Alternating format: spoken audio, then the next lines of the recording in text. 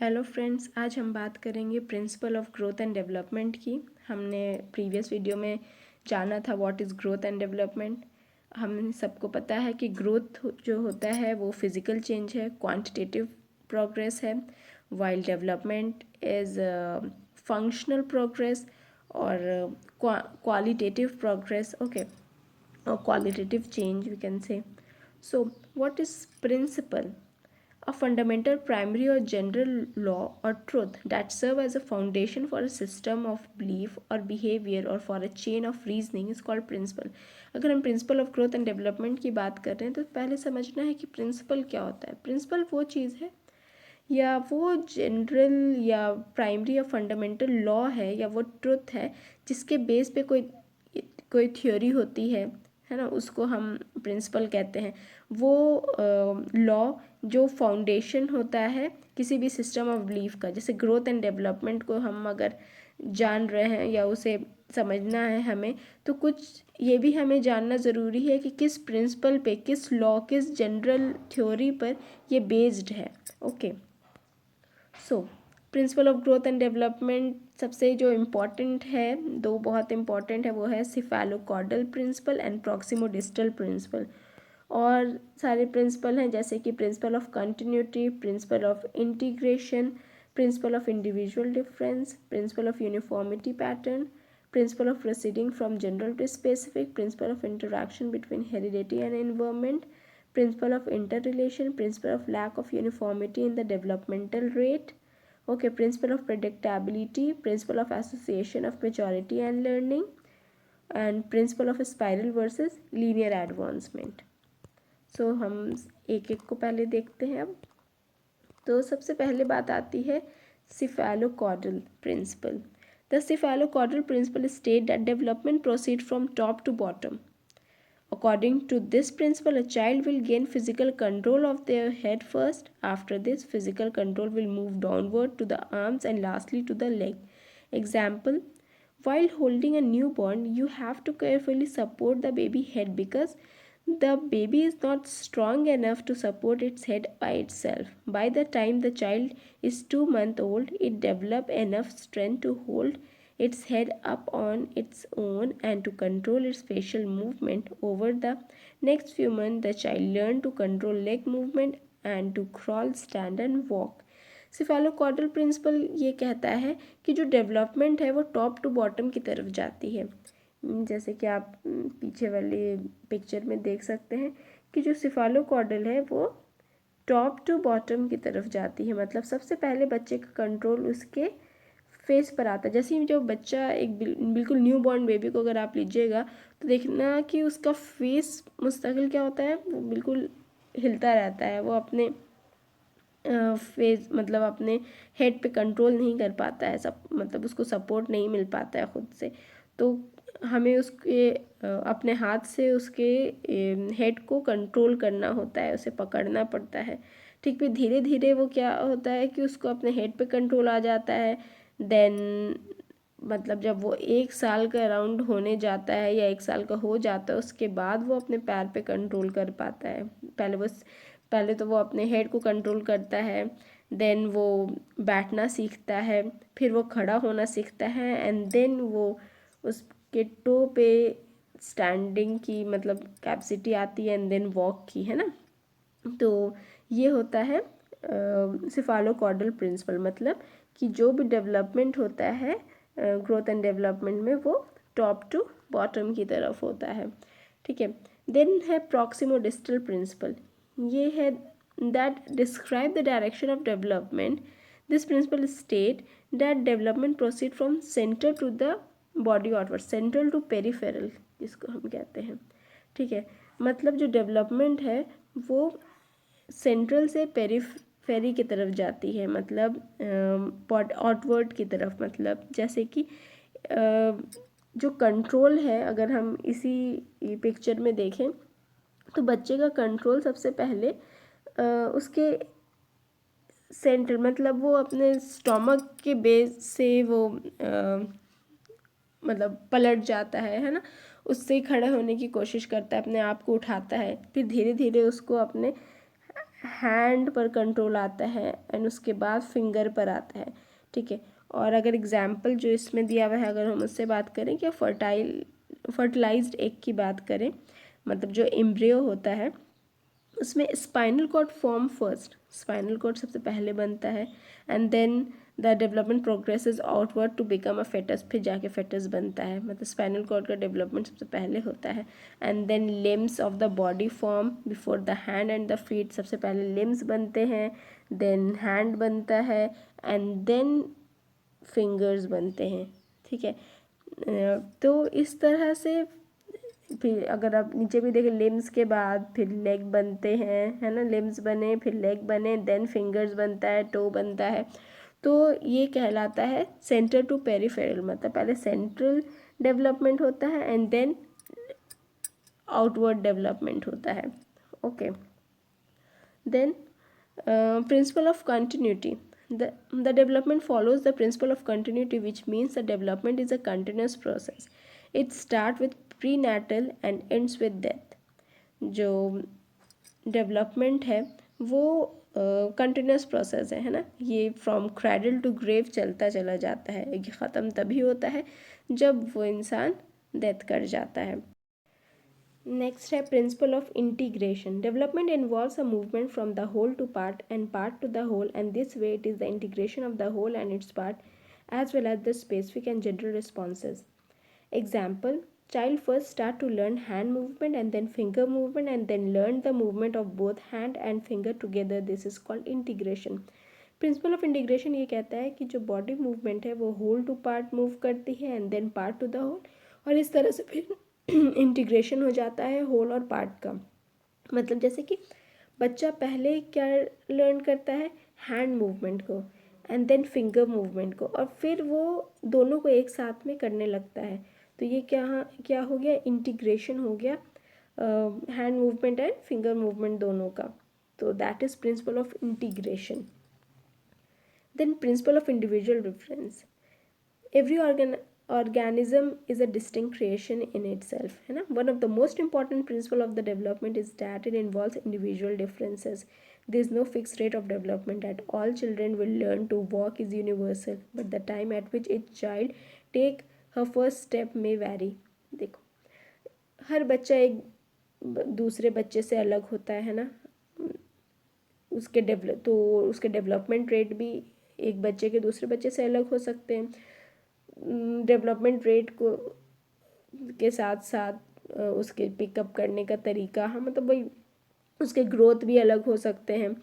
तो ज़रूरी नहीं है कि अगर हम जानते हैं कि 1 साल के अराउंड बच्चे को मतलब वॉक करने लगना ही है, तो हर बच्चा 1 साल के विदिन ही वॉक करना शुरू कर देगा. नहीं, हो सकता है कि एक बच्चा जो है वो 11 मंथ में वॉक करना शुरू कर दिया, तो दूसरा को 1 साल से ज़्यादा लग सकता है, कोई अपने बर्थडे के दिन भी वॉक कर सकता है ना. तो that is principle of individual difference. Principle of uniformity pattern. Although development goes although principle does not proceed at a uniform rate and shows marked individual difference with regard to the process and outcome of various stages of development, yet it follows a definite pattern in one or the other dimension which is uniform and universal with respect to the individual of the species. Uniformity pattern होती है growth and development की में. Okay, कि individual difference तो है ही, हर एक बच्चा दूसरे बच्चे से अलग है, उसके डेवलपमेंट पैटर्न पेस अलग है, लेकिन एक यूनिफॉर्मिटी है, चाहे वो अमेरिका का बच्चा हो या इंडियन का बच्चा हो, स्टेजेस ऑफ डेवलपमेंट उसी तरह से ही चलेंगे, है ना. पहले मीन्स जो इन्फेंट का जो चाइल्ड का डेवलपमेंट है वो होगा, देन एडोलसेंट डेवलपमेंट होगा, देन आपका एडल्टहुड डेवलपमेंट होगा. ठीक, एक डेफिनेट पैटर्न है. अब जिस तरह से कान का डेवलपमेंट होता है उसी तरह से कान का डेवलपमेंट होगा, जिस तरह से हैंड डेवलप होता है उस तरह से हैंड डेवलप होगा. तो यूनिफॉर्मिटी पैटर्न रहती है. Okay. Principle of proceeding from general to specific. While developing in relation to any aspect of personality, the child first pick up or exhibit general responses and learn how to show specific and goal-directed responses afterward. General to specific में proceed करता है growth and development. मतलब कि बच्चा पहले general responses को exhibit करता है, उसके बाद गोल डायरेक्टेड रिस्पॉन्सेस देता है। अगर आप छोटे बच्चे को देखेंगे तो हर एक चीज़ में वो रोएगा, है ना, चाहे उसको भूख लगे तो भी वो रोएगा, उसे पेट में दर्द हो तो भी वो रोएगा। लेकिन जैसे जैसे वो बड़ा होता चला जाता है उसके स्पेसिफिक रिस्पॉन्सेज होने लगते हैं, गोल डायरेक्टेड रिस्पॉन्स होने लगते हैं। अगर उसे भूख के लिए मान लो वो रो रहा है, पेट दर्द में वो शायद दूसरे रिस्पॉन्स दे, है ना, अगर या उसे कुछ चाहिए तो उसके लिए वो अलग डिफरेंट रिस्पॉन्स देगा, और इस तरह से उसकी डेवलपमेंट बढ़ती चली जाती है, गोल डायरेक्टेड होती चली जाती है, that is from general to specific. Then principle of interaction between heredity and environment. Development of a child is a process that cannot be defined wholly based on either on heredity or environment. Both have to play an important role in development.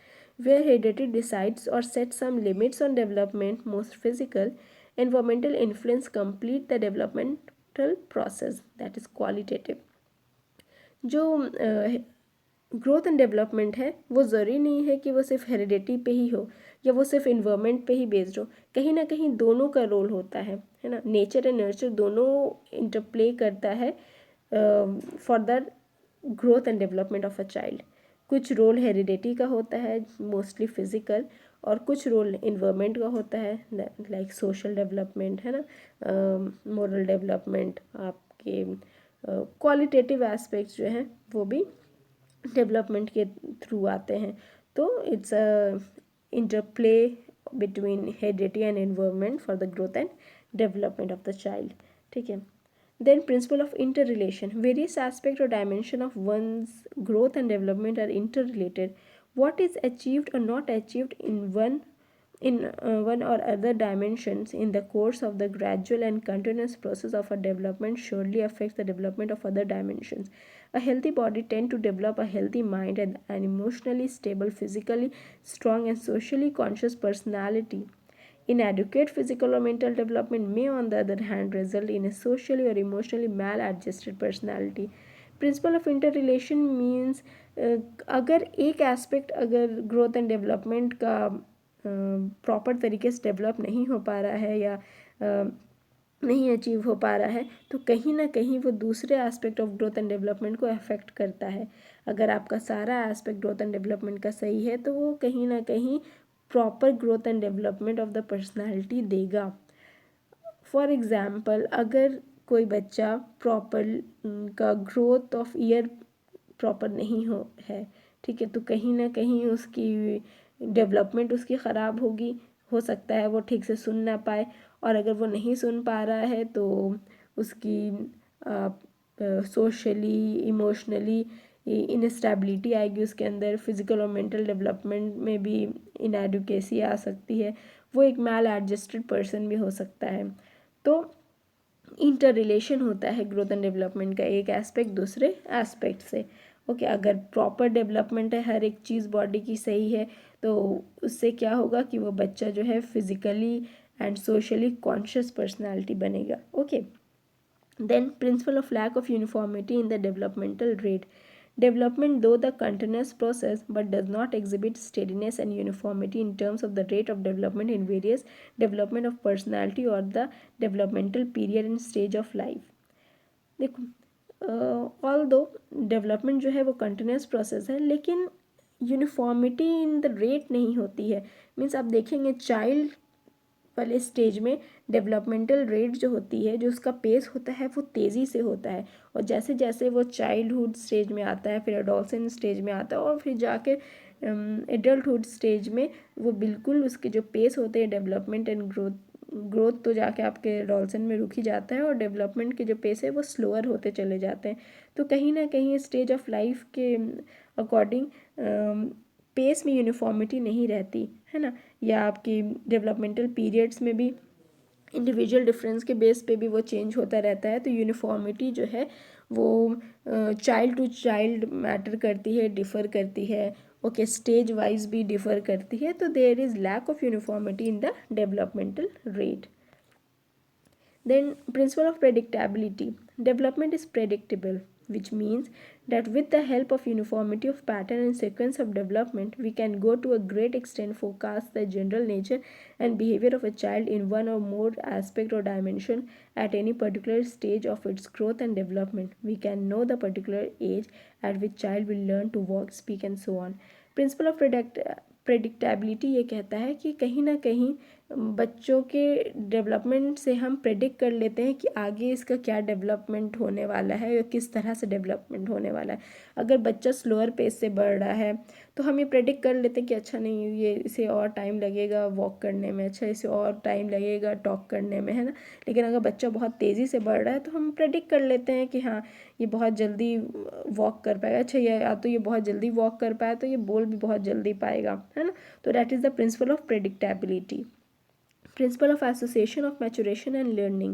Biological growth and development are known as maturation. Biological changes involve change in the brain and the nervous system, which provide new abilities to the child. Development proceeds from simple to complex. In the beginning, a child learns through concrete object and gradually moves to abstract thinking. This transition happens because of maturation. Principle of association of maturation and learning means there is association between maturation and learning. अगर maturation है, जिस तरह का maturation है उस तरह से की लर्निंग होती है ना। अगर हम इनिशियल स्टेज पर जाएं चाइल्ड के या ग्रोथ एंड डेवलपमेंट के, तो बच्चे की जो थिंकिंग होती है वो कॉन्क्रीट थिंकिंग होती है। क्यों? क्योंकि उसकी मैचुरेशन भी उस लेवल की नहीं होती है। जैसे जैसे बायोलॉजिकल ग्रोथ एंड डेवलपमेंट होता है, जैसे जैसे मैच्योरिटी बढ़ती है वैसे वैसे जो थिंकिंग है वो भी बढ़ती चली जाती है। एंड देन वो एडोलसेंस से एडल्टहुड की तरफ जैसे बढ़ता है उसकी मैच्योरिटी बढ़ती है और वो कॉन्क्रीट थिंकिंग से एब्स्ट्रैक्ट थिंकिंग की तरफ बढ़ जाता है। और इस तरह से जो डेवलपमेंट है वो क्या है, सिंपल टू कॉम्प्लेक्स की तरफ बढ़ती चली जाती है ना। That is principle of association of maturation and learning. Then principle of spiral versus linear advancement. The child does not proceed straight or linear on the path of development at any stage. Never take place with a constant or steady pace. After the child had developed at a certain level, there is likely to be a period of rest for consolidation of the developmental progress achieved till then. In advancing further, therefore, the development turns back and then moves forward again in a spiral pattern. जो development pattern होता है वो एक ही वे में straight या linear वे में नहीं बढ़ता, बल्कि अगर एक स्ट्रेट पैटर्न उसने लिया फिर एक स्पाइरल मूवमेंट होता है, लीनियर डेवलपमेंट लिया फिर एक स्पाइरल मूवमेंट होता है। मतलब अगर हम फेटस के डेवलपमेंट की बात करें तो अगर उसकी लिम्स बनी, है ना, देन उसके हैंड बने, फिंगर बने, फिर वो सेट बैक होता है और फिर उसी चीज़ को प्रॉपर तरीके से फिर डेवलपमेंट होती है। वही फिंगर्स जो है वो फिंगर्स, हैंड एंड जो स्पाइनल एरिया है वो और फिर डेवलप होता है। फिर एक चीज़ डेवलप हुई फिर एक रिवीजन होती है पूरे बॉडी की, है ना, उसको एक स्ट्रक्चर दिया जाता है। जब जैसे कि कुछ अब फिंगर्स है वो हल्की से डेवलप हुई फिर उसको एक स्ट्रक्चर दिया गया, उसको रिकॉन्सोलिडेट किया गया, है ना, रिवीजन होता है। ठीक है, तो डेवलपमेंट क्या होता है, वो टर्न बैक होता है and then move forward again in a spiral pattern. ठीक है, that is the principle of spiral versus linear advancement. So growth and development are interchangeably used, but growth and development are different to each other and interlinked. Without growth there is no development. बिना growth के देर development नहीं हो सकता, है ना। तो अब सवाल ये है कि अम्ब्रेला टर्म हम किसे कहेंगे, ग्रोथ को या डेवलपमेंट को। आप इस बात को मुझे कमेंट करके बता सकते हैं कि अगर without growth there is no development, so what is an umbrella term, whether growth is an umbrella term or development is an umbrella term. Okay, so we can conclude that the principle of growth and development is very essential for the teacher to develop curriculum according to the needs and ability of a child, है ना। किसी भी teacher को growth and development के बारे में जानना बहुत ज़रूरी है ताकि वो करिकुलम को according to the need, abilities, social needs, mental needs, उसके साइकोलॉजिकल नीड को समझते हुए, उसके ग्रोथ एंड डेवलपमेंट को समझते हुए डिज़ाइन कर सके, उसे पढ़ा सके। That's all about principle of growth and development. और अगर आपको मेरा ये वीडियो पसंद आया हो तो इसे लाइक, कमेंट, सब्सक्राइब और शेयर ज़रूर कीजिएगा। Thank you very much.